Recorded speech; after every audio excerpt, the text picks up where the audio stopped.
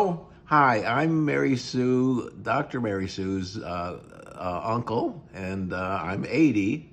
And 25 years ago, I had some dental concerns and discussed it with Mary Sue, and we decided to do uh, dental care for all of my teeth. So I had several sessions in coming back and forth from uh, Texas to Michigan on long weekends, and I had all my teeth restored. And since that time, everything has been great. I'm satisfied with my mouth. My dentist in Texas always asks me about who did that great work, and I always talk about my niece Mary Sue, and I really thank her for taking care of my mouth that pretty well has been carefree for all this time. It just needs servicing,